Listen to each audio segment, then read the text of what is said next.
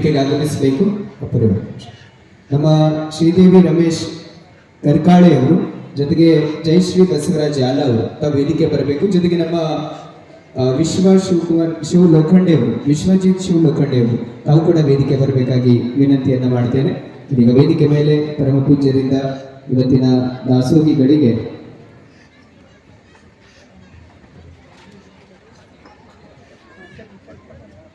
ಜೊತೆಗೆ ವೇದಿಕೆಗೆ ನಮ್ಮ ವಿಲಾಸ್ ಬಕ್ಕಳ್ ಅವರು, ಶಿವಾನಂದ್ ಗುಂಗಿ ಅವರು, ವಿಜಯ್ ಕುಮಾರ್ ಪಾಟೀಲ್ ಅವರು, ಚಂದ್ರಕಾಂತ್ ಬಿರಾದರ್ ಅವರು ತಾವು ಸಹ ವೇದಿಕೆಗೆ ಆಗಮಿಸಿ ಆಸೀನರಾಗಬೇಕಾಗಿ ಮನವಿಯನ್ನ ಮಾಡ್ತೇನೆ.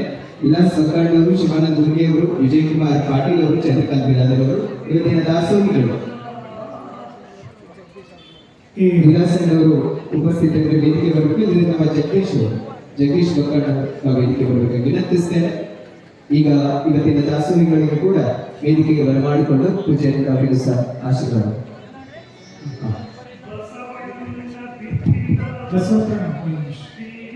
ಮೊದಲಿಗೆ ಸನ್ಮಾನ ಪತ್ರ ವಾಚನವನ್ನ ನಮ್ಮ ಸೃಷ್ಟಿ ಕಲ್ಯಾಣ್ ಅವರು ಓದ್ತಾರೆ. ಬಸವತತ್ವ ಪ್ರಸಾರಕರಿಗೆ ಸನ್ಮಾನ.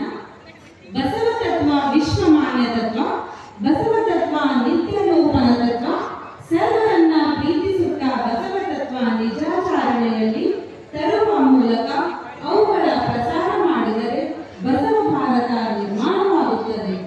ಬಸವ ಭಾರತವೆಂದರೆ ಸಮಾನತೆಯ, ಮಾನವೀಯತೆಯ ಹಾಗೂ ಸಮೃದ್ಧಿಯ ಭಾರತ. ಇಂತಹ ದೇಶ ಕಟ್ಟುವುದರಲ್ಲಿ ತಾವು ನಿಜ ಜಂಗಮರಾಗಿ ಸಲ್ಲಿಸುತ್ತಿರುವ ಸೇವೆ ಅಭಿನಂದನೀಯವಾಗಿದೆ. ಬಸವ ಭಾರತ ಕಟ್ಟುವುದಕ್ಕಾಗಿ ಬಸವ ತತ್ವ ಪ್ರಸಾರವೇ ಪ್ರಾಣ ಜೀವಾಳವಾಗಿಸಿಕೊಂಡಿರುವ ಪೂಜ್ಯರ ಅಮೃತ ಮಹೋತ್ಸವದ ಸವಿನೆನಪಿಗಾಗಿ ತಮ್ಮ ಬಸವ ತತ್ವಮಯ ಬದುಕು ಎಲ್ಲರಿಗೆ ಪ್ರೇರಣೆಯಾಗಲೆಂದು ಈ ಸನ್ಮಾನ ಪತ್ರ ನೀಡಿ ಅಭಿನಂದಿಸುತ್ತಿದ್ದೇವೆ.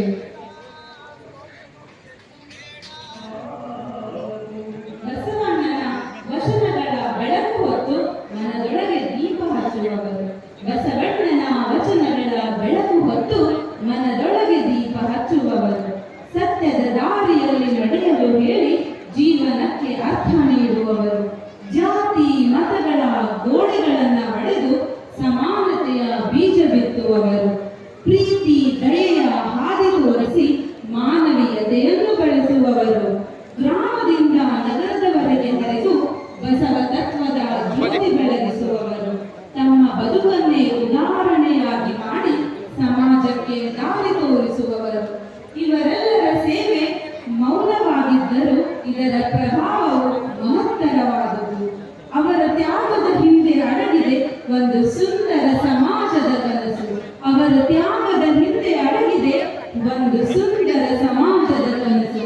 ಬಸವ ತತ್ವ ಪ್ರಸಾರಕರು ನಿಜವಾಗಿಯೂ ನಮ್ಮ ಸಮಾಜದ ದೀಪ ಸ್ತಂಭಗಳು. ಬಸವ ತತ್ವ ಪ್ರಸಾರಕರು ನಿಜವಾಗಿಯೂ ನಮ್ಮ ಸಮಾಜದ ದೀಪ ಸ್ತಂಭಗಳು. ಅವರಿಂದಲೇ ಬೆಳಗುತ್ತಿದೆ ಲೋಕ, ಅವರಿಂದಲೇ ಬೆಳಗುತ್ತಿದೆ ಭವಿಷ್ಯ, ಅವರಿಂದಲೇ ಬೆಳಗುತ್ತಿದೆ ಭವಿಷ್ಯ. ಇಂತಹ ಮಹಾನ್ ಬಸವ ತತ್ವ ಪ್ರಸಾರಕರಿಗೆ ಬರಲಿ ಜೋರಾದ ಚಪ್ಪಾಳೆ. ಬಸವಣ್ಣ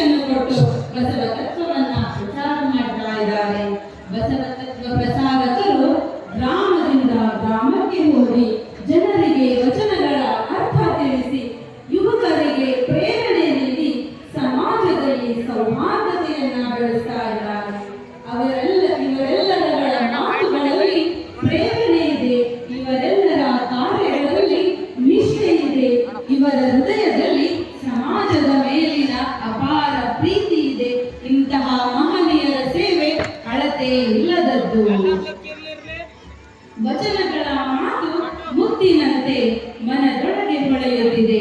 ವಚನಗಳ ಮಾತು ಮುತ್ತಿನಂತೆ ಮನದೊಳಗೆ ಹೊಳೆಯುತ್ತಿದೆ. ಬಸವಣ್ಣನ ದಾರಿ ಹಿಡಿದರೆ ಜೀವನವೇ ಬೆಳಗುತ್ತಿದೆ. ಅದಕ್ಕೆ ಸಾಕ್ಷಿ ಇಲ್ಲೇ ವೇದಿಕೆ ಮೇಲೆ ಇದ್ದಾರೆ ಬಸವ ತತ್ವ ಪ್ರಸಾರಕರಿಗೆ ಗೌರವ ಸಲ್ಲಿಸೋಣ. ವೇದಿಕೆ ಮೇಲೆ ಪೂಜ್ಯರ ಸಾನ್ನಿಧ್ಯದಲ್ಲಿ ಸನ್ಮಾನ ಆಶೀರ್ವಾದವನ್ನು ಪಡ್ಕೊಂಡಿರ್ತಕ್ಕಂಥ 75 ಬಸವ ತತ್ವ ಪ್ರಸಾರಕರಿಗೆ ಬರಲಿ ಜೋರಾದ ಚಪ್ಪಾಳೆ ಮೂಲಕ ಅನಂತ ಶರಣಾರ್ಥಿಗಳು. ಪೂಜ್ಯರ ಆಶೀರ್ವಾದ ಬಸವಾದಿ ಶರಣರ ಆಶೀರ್ವಾದ ತಮ್ಮೊಂದಿಗೆ ಇರಲಿ. ಇದೇ ರೀತಿ ಬಸವ ತತ್ವದ ಪ್ರಸಾರಕ್ಕೆ ತಮ್ಮ ಸೇವೆ ಇರಲಿ ಅಂತ ಹೇಳ್ತಾ ಎಲ್ರಿಗೂ ಅನಂತ ಶರಣಾರ್ಥಿಗಳು. ಈಗ ಪೂಜ್ಯರೆಲ್ಲರೂ ವೇದಿಕೆ ಮೇಲೆ ಆಸೀನರಾಗಬೇಕಾಗಿ ಮನವಿಯನ್ನ ಮಾಡ್ತೇನೆ. ದಾಸೋಹಿಗಳು ಬೇಗನೆ ವೇದಿಕೆ ಬರಬೇಕು.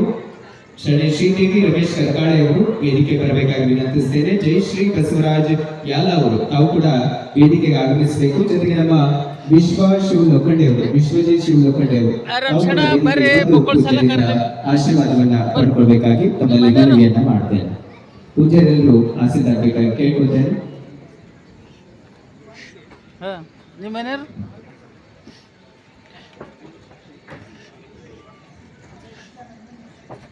ತಾವು ಪೂಜ್ಯರಿಂದ ಆಶೀರ್ವಾದ ಪಡ್ಕೊಳ್ಬೇಕಾಗಿ ಕೇಳ್ಕೊತೇನೆ. ಅದೇ ರೀತಿ ನಮ್ಮ ವಿಶ್ವಜಿತ್ ಶಿವ ಲೋಖಂಡೆ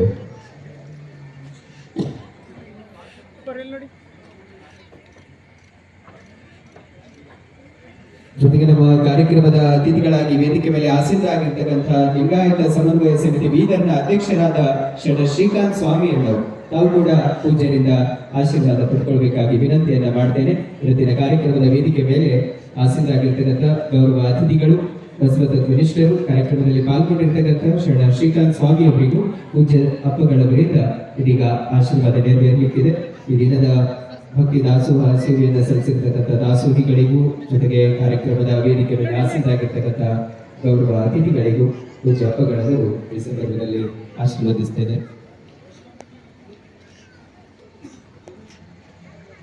ನಮ್ಮ ವಿಶ್ವಜಿತ್ ಶಿವ ಲೋಖಂಡೆ ಅವರು ಜೊತೆಗೆ ಪಂಕಜ ಶಿವ ಲೋಖಂಡೆ ತಾಯಿಯವರು ಕೂಡ ಇಲ್ಲಿ ಉಪಸ್ಥಿತರಿದ್ದಾರೆ. ಪೂಜ್ಯ ಅಪ್ಪಗಳವರಿಂದ ಅವರಿಗೆ